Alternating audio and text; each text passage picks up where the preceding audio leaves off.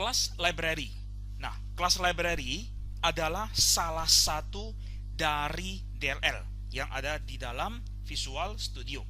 Oke. Nah, maksudnya yang bisa kita buat. Nah, DLL ada dua bentuk. Yang pertama berbasis teks dan yang kedua adalah berbasis visual. Untuk kelas library adalah DLL yang berbasis teks. Sedangkan kalau yang visual itu nanti namanya adalah Windows Form Control Library. Nah, jadi di dalam video ini kita akan fokus ke dalam yang namanya class library, di mana class library adalah Dynamic Link Library atau DLL yang berbasis teks. Oke, nah apa itu DLL? DLL di dalamnya dapat kita masukkan sejumlah variabel, fungsi, metode, atribut yang dapat digunakan oleh sejumlah project. Tidak harus C#. Bisa juga project-project dari bahasa lain dari Visual Studio. Nah, jadi semua fungsi-fungsi yang sudah kita masukkan ke dalam class library yang berbasis teks dapat dipanggil oleh project apapun. Sehingga project yang nantinya akan menggunakan DLL ini tidak harus menulis ulang lagi fungsi-fungsi tersebut. Nah, seperti yang sudah dijelaskan di video sebelumnya. Oke, nah, saya akan mendemokan bagaimana kita membuat kelas library. Nah, kita masuk ke Visual Studio, di mana di sini saya sudah menyediakan yang namanya Windows Form Application.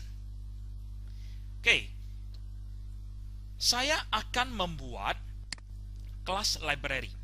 Nah, gimana caranya membuat kelas library? Nah, kita lihat dulu di dalam folder solutionnya, yakni solution name-nya juga sama ya, Windows Form Apps 1, berisi satu project. Nah, di sini ya, di dalamnya ada satu project yang namanya Windows Form Application 1. Oke, saya akan membuat kelas library. Seperti biasa ya, saya klik kanan solution, add. Nah, ingat klik kanan solution ya, bukan projectnya. Karena kelas library dia berupa satu project yang terpisah, bukan bagian dari Windows Form Application. Jadi dia merupakan satu project yang terpisah. Nah, maka saya klik kanan solution, add new project. Nah, saya cari di sini kelas library.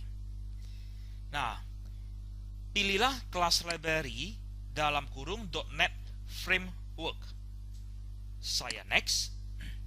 Nah, saya namakan projectnya apa? Misalnya CLS Testing. Oke, CLS Testing. Create. Nah, maka di sini dapat Anda lihat di dalam Solution Explorer sudah ada project baru yang namanya adalah CLS Testing. Kalau kita lihat di sini, nah ini sudah ada project baru yang namanya CLS Testing. Oke. Nah, di dalamnya tersedia satu kelas default yang namanya kelas 1.cs. Oke. Nah, saya ganti kelas 1 ini, saya maunya menjadi kelas aritmatika. Nah, name-nya juga harus saya ganti. Di sini ya. Nah, klik kanan, rename, aritmatika. Sudah? Nah, kita lihat sudah berubah namanya. Nah, saya masukkan fungsi yang sama seperti video sebelumnya. Pabrik in tambah dengan dua parameter A dan B. Return A tambah B. Oke. Nah, kemudian saya tambahkan lagi kelas yang kedua, add class. apa namanya? Kalimat. Nah, di kalimat ini saya masukkan juga pabrik string gabung. String A dan string B. Return string dot concat A, B. Nah, maka di sini dapat Anda lihat di dalam kelas testing sudah ada dua kelas. Di dalam project kelas testing ya, CLS testing, sudah ada dua kelas, yakni kelas aritmatika, di mana kelas aritmatika memiliki satu metode fungsi yang namanya tambah, dan kelas kalimat memiliki satu metode fungsi yang namanya gabung. Nah, kalau kita lihat di sini sudah ada ya, oke, filenya. Nah, kelas library, project dari kelas library ini, jika saya ubah menjadi startup project, kemudian saya jalankan, ya, saya start. Nah, dia muncul ini. Kenapa? Kelas library, ya, project kelas library bukan untuk dijalankan menjadi suatu project yang independen, yang berdiri sendiri. Nggak bisa. Nah, kita nggak bisa running dan dia akan jalan secara independen. Nggak bisa. Nah, jadi fungsinya apa? Kalau kita jalankan, kita menjalankan, mengeksekusi kelas project ini, kelas library ini, untuk menghasilkan file DLL, di mana di folder bin debug.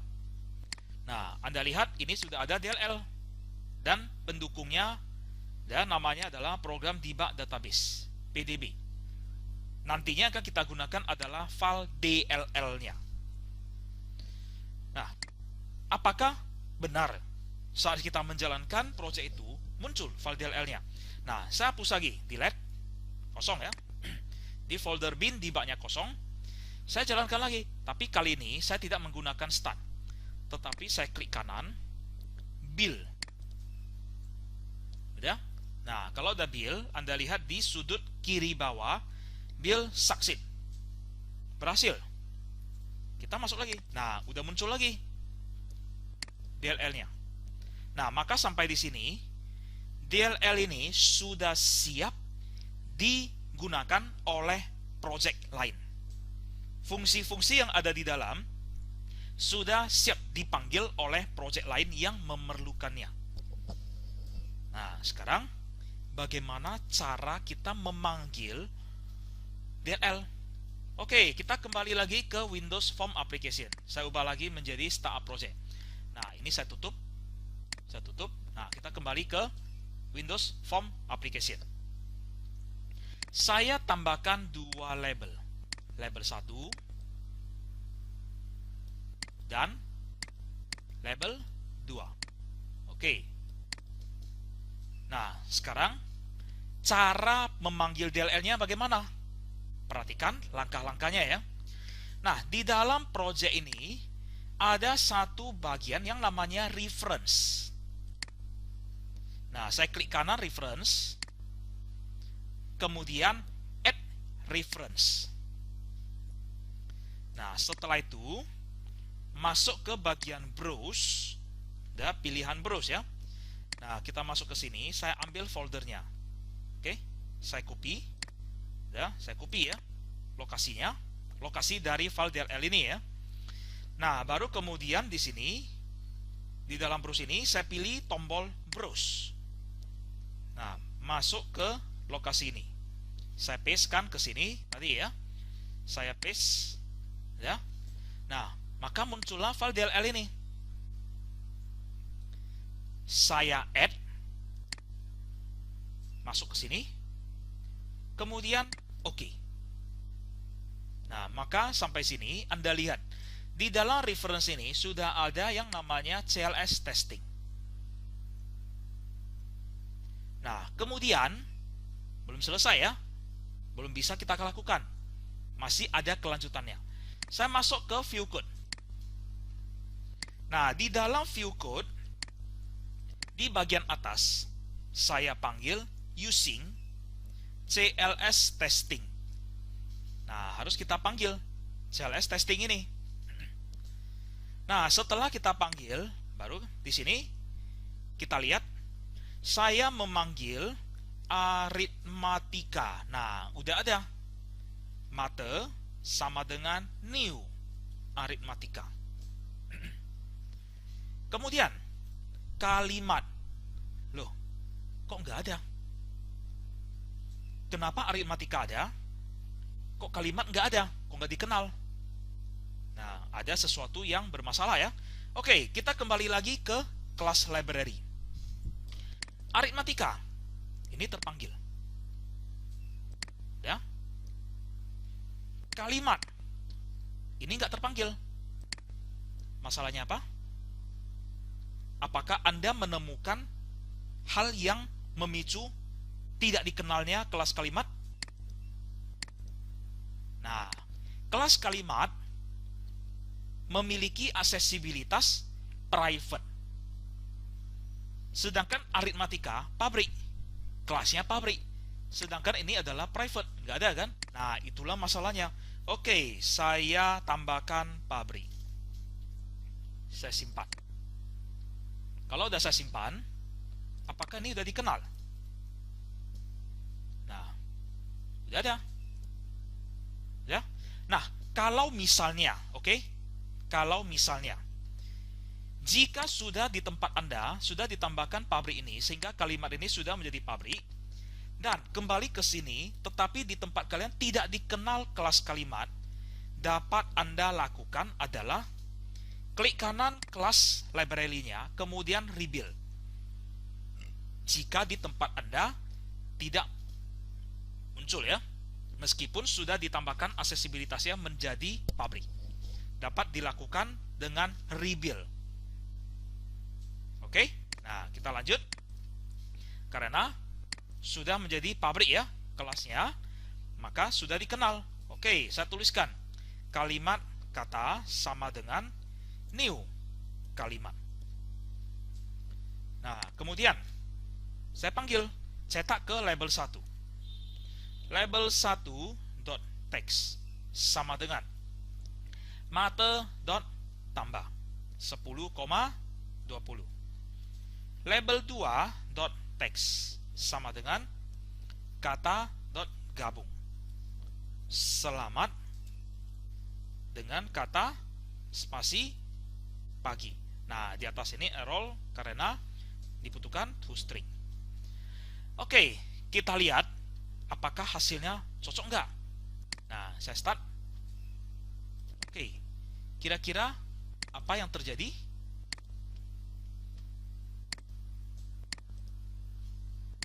Nah, saya jalankan lagi. Oke, di sini saya coba rebuild.